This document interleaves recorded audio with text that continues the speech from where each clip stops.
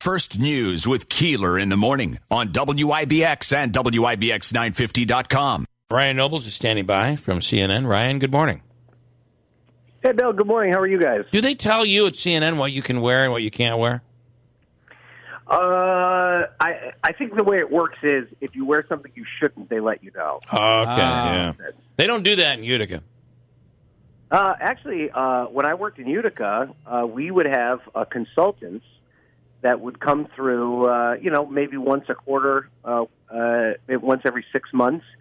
They were like image consultants, and they would take a look at our material, and they would give us recommendations on everything, not just like our performance, but also the clothes we were wearing and the way we were telling our stories. So, yeah, I actually got quite a bit of guidance on that when I worked in Well, Utica. I'll tell you, it's changed a little since the pandemic. Now that very consultant has had to take on another job, do two jobs. They do that, and then they also handle upholstery for grandmother couches. They determine what looks best on the couch. I'm missing something here in the translation, but I'm just going to leave it at that. Yeah, we'll leave it alone. But I've seen that upholstery before. That's all I can tell you. I've seen it before. Bill's saying that he gets the two jobs confused. Sometimes, yeah, I think he gets confused. It's like, I wouldn't put that on a dress. I would put that on a couch. That's what I'm saying. See what I'm saying? I get it now. It took you that long, I didn't think I had to explain it. Yeah. Well, Bill, I don't think anyone's ever accused you of being a fashion icon. But, that is true. That is true. And everyone's saying, yeah, look at you, right? That's exactly right. Fair enough. Fair enough. I will take that criticism. Okay, Ryan. So how much what's your take on how Biden is? Now, Biden has worked this very carefully. He's gotten a great deal of unity from the West. Now, as he goes in with Putin, Putin kind of holds all the cards. He could really make Biden look bad here. What do you think is going to come out of this? Yeah, so I think that the foreign trip for Biden up until now has been very productive. I think he's accomplished a lot of what he wanted to accomplish. But to your point, I think if today doesn't go well, the rest of the week really doesn't matter. Right. This is really the most important stage of this trip for him. And I think what Biden is hoping is that, as much as Putin wants to mess with the United States, is probably not that interested in the United States being successful, there are some areas where cooperation with the United States would be beneficial to Russia, and that's what Biden needs to exploit. Because ultimately, at the end of the day, Putin is looking out for the best interests of his country, or even more specifically himself. And if they can find, agreements on, there's this very controversial pipeline that's, they're attempting to bypass Ukraine with and allow Russia to sell oil without having to deal with Ukraine.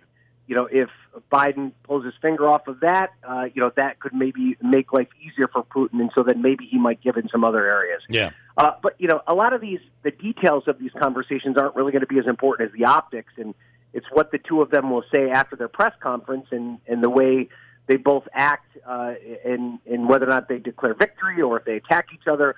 That may be the most important part of the summit, which we'll see later this morning.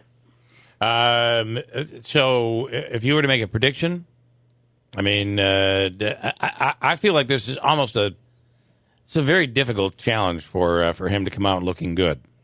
Well, I think that they're going to both go out of their way to not make news today. Maybe I'll be wrong with that. If you saw Putin's interview with NBC leading up to it, and we had an interview with their foreign minister.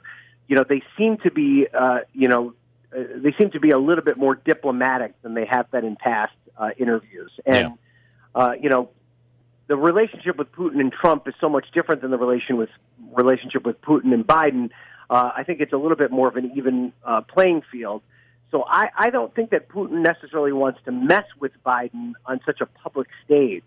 But to your point, Bill, where Biden might find himself in trouble is just answering questions from the American media that will be particularly probing, that he's not going to want to specifically answer questions to. Like, for instance, is someone in the American press going to ask the president today very specifically, did you tell Vladimir Putin that he has to release opposition leader Alexander Navalny from jail? Or did you say specifically to him that if Navalny ends up dead in a Russian prison, that there's going to be serious international consequences? And Biden may not want to answer that question, and then that's going to allow the press and the pundits to fill the void of what could have happened. So I think that's where Biden runs the biggest risk, because he's not going to want to answer specific questions about what they talked about, and that's going to lead to speculation and then perhaps criticism. What do you mean by, in this case, they're on more of a level playing field? Well, President Trump did not have any kind of diplomatic experience, with world powers when he became president of the United States. It just wasn't something that he had experience with. He didn't understand foreign policy. He was never really a part of foreign policy. I'm sure his supporters will make some sort of argument that as a business leader, he had some sort of interaction with foreign governments, and that gave him the experience necessary. Joe Biden's been doing this since the late 70s. This is, he's known Vladimir Putin personally since the late 70s. He understands how he operates. He has a historical and experiential knowledge of the way Russia has risen and fallen over the course of his diplomatic career. So this is his wheelhouse. Biden understands foreign policy in a way that a lot of other presidents don't. I'd make the same comparison with Barack Obama. Obama was not on the same playing field that Biden would be going into a situation like this. And then, of course, Trump also had the baggage of Russia attempting to intervene in the 2016 election, and just how much Trump may or may not have known about that, and whether or not his campaign benefited from it.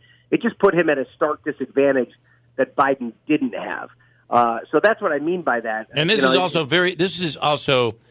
is old school leadership meeting. Biden from the old school, Putin, who certainly came out of communist Soviet Russia. So you're dealing with, it's almost like back to the way it used to be in a meeting like this. Whereas with President Trump, I think we were all waiting to see what could happen. No one knew. I think we expect more of what's going to happen here. There's more predictability. Does that make any sense? Yes, I think you're right. And also, the other thing, too, about the difference between Trump and Biden's approach to Putin is that Trump was very complimentary of Putin. He went out of his way not to criticize him or the Russian government, where Biden has been exactly the opposite. I mean, Biden has called Putin a killer before. So that, changes the dynamics of a conversation like this as well. And I think Putin understands that as well. I mean, when what he said in the NBC interview was pretty revealing about what he thought about Biden and what this conversation is going to be like. So it's just a completely different playing field that we're talking about here than what it was like when we saw this happen with Trump and Putin a couple of years ago. Right. All right. So away from all of that, while the president is away, is there any progress being made on infrastructure? So, the Biden domestic agenda really has run into a huge roadblock here because Joe Manchin won't allow the filibuster to go through. There's a wide range of issues that have been held hostage to that, and infrastructure is one of them. There is a group of 10 Republican and Democratic senators that hatched a deal. They're going to meet with a larger group of moderate senators. 20 of them will meet today and those 10 senators will try and convince those 20 senators to come on board.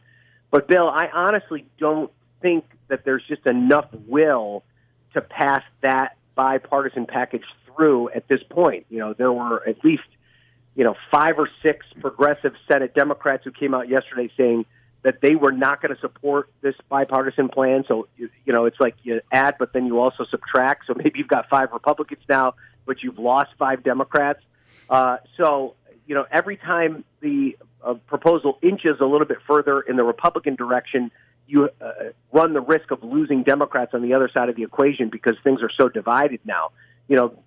15 years ago, the bulk of the Congress was kind of huddled up in the middle. You had people that wanted to make bipartisan deals. Now the Congress is so polarizing that every time a deal becomes more bipartisan, you run the risk of losing people. So, the caveat I would put to all of that is I think the scenario in which you could see a bipartisan infrastructure package pass is if there was some sort of negotiation that also opened the door to them passing a second bill through reconciliation with only Democratic support that has some of those soft infrastructure plans that we talked about. And I think the key to that is going to be President Biden coming out and endorsing the bipartisan package. That's the one wild card that we haven't had here yet, because I think there are a lot of Democrats who, to themselves, probably aren't thrilled with the bipartisan package. They don't like the idea that it doesn't raise taxes on the wealthy. They don't like the idea that it is going to raise the gas tax. They don't think that it's enough money and it doesn't include enough for climate change. But if Joe Biden comes out and says this is a deal we need to make, then I think you see a lot of Democrats fall in line. And that's isn't that the open question. Isn't that supposed to be Biden's big? That's his wheelhouse, to be able to go in and negotiate with Congress and get stuff done. Obama used to use him that way. That's 100% right. And the other thing, too, I think is so interesting about watching these negotiations play out, that if Joe Biden were still in the Senate right now, he'd be in that group of 10 senators, right? He'd be one of the 10 moderate senators looking to strike a bipartisan deal. So when you put him in that position now as president, you think he'd be, championing this group to try and get a deal done. So that's why I do think there's that possibility that he tries to get something done with this.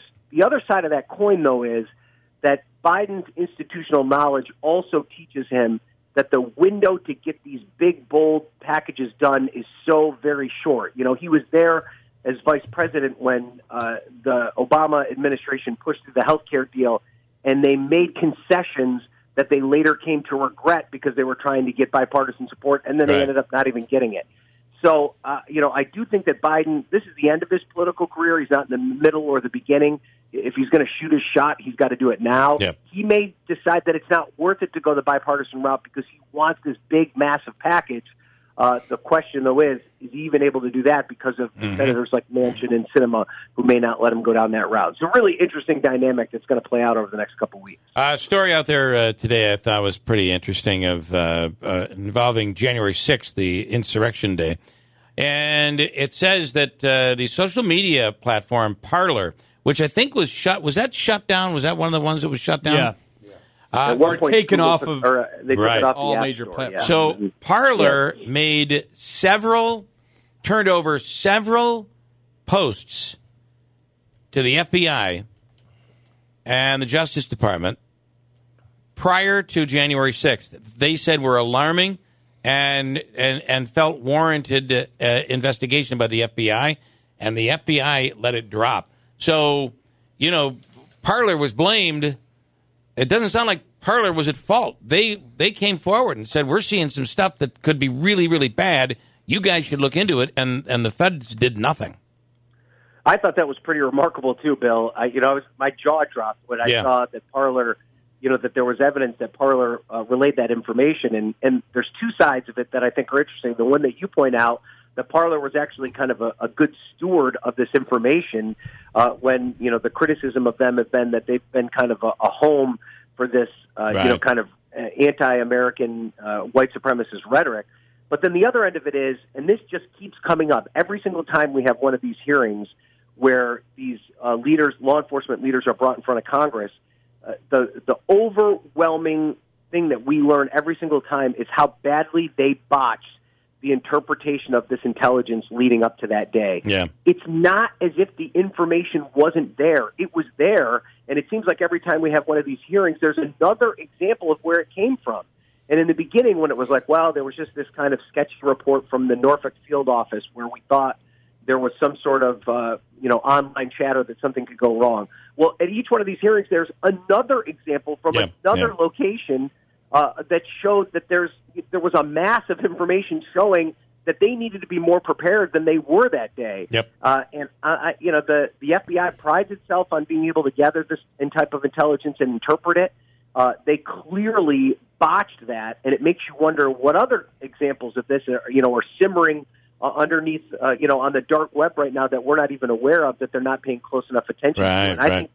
And I think that's an area where there's going to be a need for serious reform, because it just doesn't seem that this version of the FBI understands how to interpret online chatter and then take advantage of it in a way to prevent stuff like this from happening. It's really shocking, and it's something that we're learning about each and every time. The other thing that came up yesterday was how these online groups were using cryptocurrency to kind of funnel money into some of these groups, and that there's the threat that that's something that's still happening, and that there could be bad foreign actors that are funneling cryptocurrencies into these, domestic terror groups, to encourage them to cause a ruckus. And we don't necessarily have that great of a track of it because cryptocurrency is so underground right now. So, there was a lot of revealing stuff in that hearing yesterday. All right, interesting stuff, Ryan. Thanks so much. We'll do it again next week, and enjoy your week. All right, Mets in Washington this weekend. I'm hoping to get to a couple of games. First place team looks very good right now. Well, they're looking pretty good. Loving this right now. All right, thanks, guys. Good stuff, Ryan. Thanks. All right, bye-bye.